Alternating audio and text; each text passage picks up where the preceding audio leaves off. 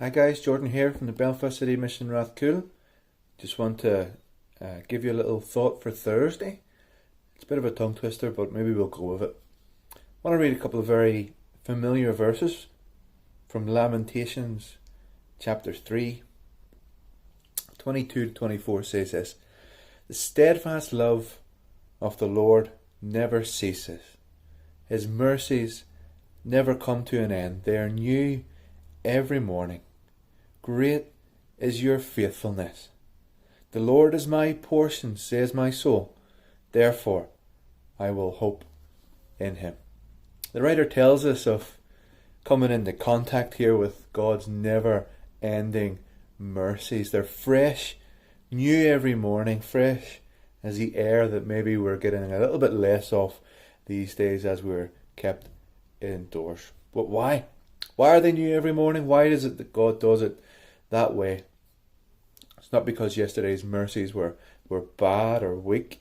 They're new every morning. They're not like toilet paper that we can stockpile up for when we need it or when we think we're going to need it. It's not like bread that we can sort of hoard, but when we go to get it, it's going to be rotten. It's going to be mouldy. They're new every morning. They're like the manna in the wilderness. You can't keep it overnight.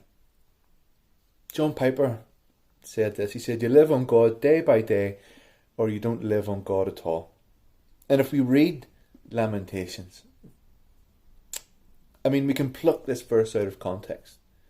And if we do that, like with any verse of scripture, it's like only reading the left-sided pages of a novel. We might see part of the story, but we'll miss its true meaning.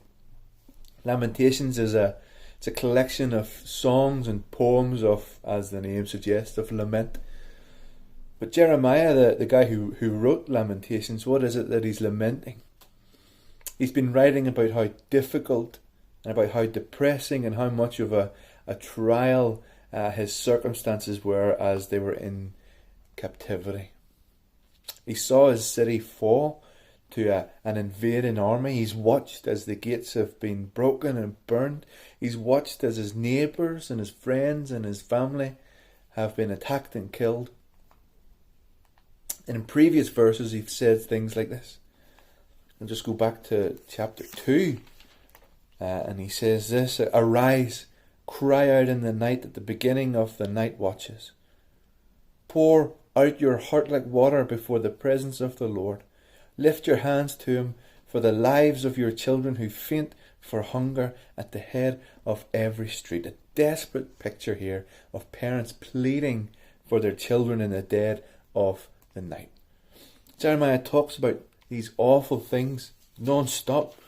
He's even forgotten, if we looked at a couple of verses previous, he's forgotten what happiness is. I have forgotten, he says, what happiness is. My soul is bereft of peace.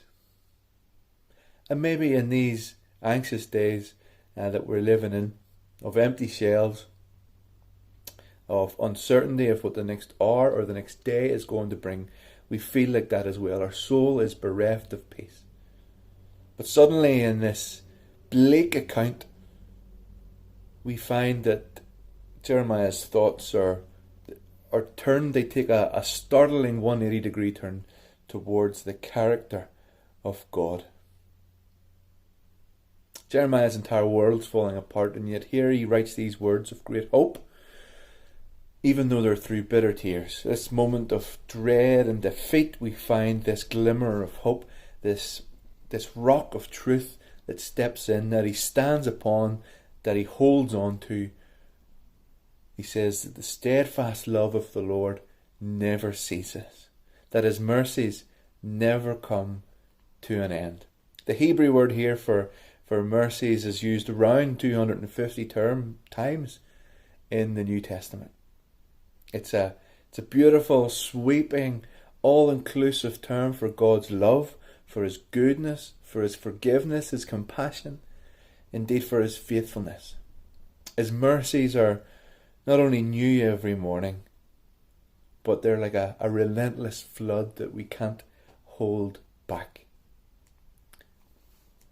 Throughout the history of mankind in Scripture, as we see the story unfold down through the pages, God's unmistakable pattern is seen again and again and again. God's people are constantly disobedient, and because of that disobedience there's consequences. But then when they come back to Him, and there's this confession, and that brings forgiveness, that brings renewal. And when Jeremiah thinks about this and meditates upon it, he remembers that God had many mercies available to His people again and again, every single day. And this statement here in verse 23 ends with 4 wonderful, powerful words. Great is your faithfulness. We live in a world filled with broken promises, with disappointments, with people who are unfaithful, including ourselves. So what are we to do? Jeremiah is struggling here with discouragement, but in the midst of it he focuses on God and on one particular characteristic of God, His faithfulness. And when we become discouraged, we should do what Jeremiah did as well. Stop and remember God's faithfulness. We need to, as I'm sure we have, because I say this is a very familiar verse that maybe we've known from we were in Sunday school. Memorize this verse, get into the habit of quoting it, singing it, writing it when we're discouraged, which we can be, and which we are from time to time, and maybe even we are right now. We need to remember, think about how God has answered our prayers. Think about how God has provided for us. Think about the courage and the strength that He has given us when we were afraid or timid. The love that He has given us when everyone else has let us down and disappointed us. And the faithfulness that He has shown to us when no one else has. The storms, though they might overwhelm us, what we need to do is reflect on this amazing truth. God's faithful. He's full of mercy. He never stops giving us what we don't deserve when we humbly approach Him. And it's God Himself, the Lord, is my portion. Jeremiah says, therefore I will hope in Him. He's the only one in whom we can and should place our hope. These words, they're just as true in times of peace as they are in times of trouble. They're more than just Insta-worthy captions. They're more than just things to put in a tweet or a Facebook post to make us smile. They're not simply there to make us feel better when things get hard, but they remind us of the reality of the gospel. God is a God of steadfast love, of mercies that never cease, that are in fact new every morning, a God who's great in His faithfulness, and therefore we should put our hope in Him. And in the midst of this present time that we're in, let's remember those words that Jeremiah penned and say them out loud. God, You're my portion, and I've put my hope in You. Have a good day, blessings, and I'll see you next time.